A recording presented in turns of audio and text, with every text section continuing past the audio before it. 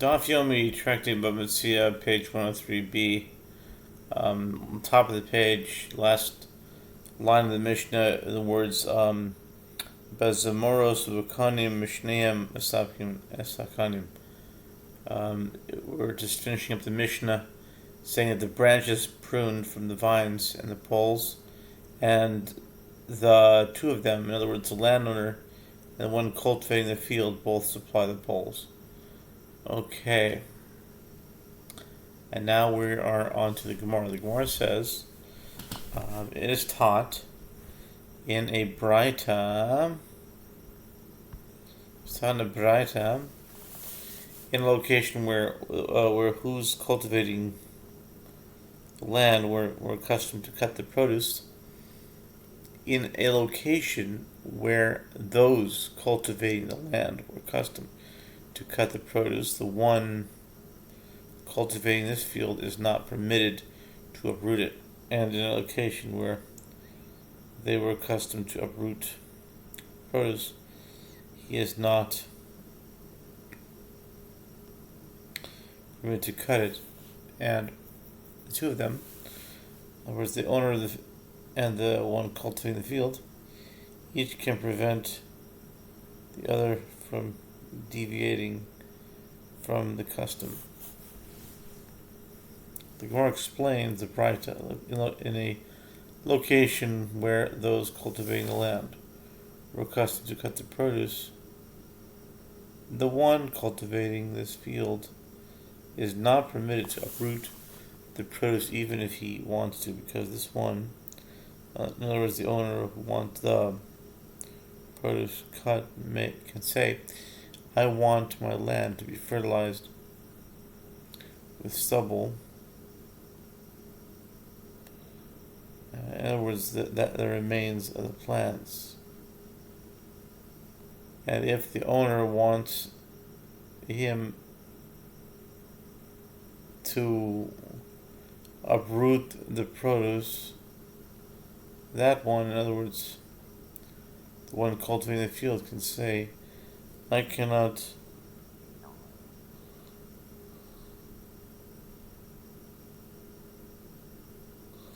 uproot the produce since that is too labor intensive. Similarly, if the custom is to uproot the produce, the one cultivating this field is not permitted to cut it even if he wants to, because this one, in other words, the owner who wants the produce uprooted, can say, I want my land to be cleared of stubble. And if the owner wants him to cut the produce, that one, in other words, the one cutting the field, can say, I want to uproot what remains so that I can use the stubble. And the Braita teaches, and the two of them, in other words, the owner and the one cultivating the field, can each prevent the other from deviating from the custom. The Gemara asks, why do I need this statement and why do I need its purpose? The Gemara answers, the Braita is saying the reason is for its ruling. What is the reason that in a location,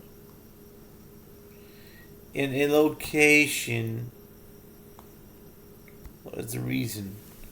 In a location where those cultivating the land were accustomed to cut the produce, the one cultivating this field is not permitted to uproot the produce, and in a location where they were accustomed to uproot the produce, he is not permitted to cut it. It is because the two of them can each prevent the other from deviating from the custom, as each has a justified reason for opposing the deviation, the other. The Mishnah teaches, if they were accustomed to plow the land after harvesting the produce, this cultivator must plow as well. The Gemara asks, isn't it obvious that he cannot deviate from the custom? Our answer is no. is necessary for the situation of a place where the custom is not to weed the fields, and the one cultivating this field went and weeded it anyway. Lest you say that he could say to the landowner, "When I weeded the field, I did so with the intention of not plowing it subsequently. Therefore, he should not be obligated to plow it." To counter this, the Mishnah teaches that the renter should have specified this intention explicitly to the landowner beforehand in order to exempt him from the requirement to plow. The Mishnah teaches all farming of the land shall be conducted in accordance with regional custom. The Gemara asks, what is added by the use of the term all? The Gemara answers, it serves to add that which the sages taught in a location where landowners were accustomed to rent out the trees in a field together with the land, so that the one cultivating the field receives a share of the fruits despite not needing to care for the trees. The trees are presumed to be rented out in a location where landowners were not accustomed to rent out the trees in a field together with the land, and the one cultivating the field does not receive a share of the fruits. The trees are not presumed to be rented out. The Bava teaches, in a location where landowners were accustomed to rent out the trees in a field together with the land, so that the one cultivating the tree receives a share of the fruit, despite not needing to care for the trees are presumed to be rented out. The Gemara asks, isn't this obvious? The Gemara answers, no, it is necessary to state this ruling in order to include the case where everyone in that region gives land to sharecroppers to cultivate in return for 1/3 of the yield, and he, the landowner, went and gave it for 1/4. Lest you say that the landowner can say to him, this concession on my part, that I reduced my portion of the yield for you, was done with the intention that I would not give you a share of the fruits of the trees in the field. The Bava teaches us that the landowner should have specified this to him in advance. The Bava teaches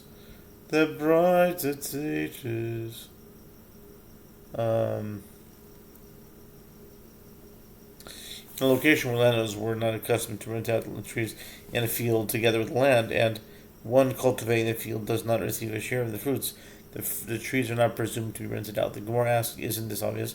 The Gemara answers, no, it is necessary to state this ruling in order to include the case where all the cultivators in that region receive land in return for giving 1/4 of the yield to the owner. The cultivator went to receive land in return for giving 1/3 of the yield to the owner.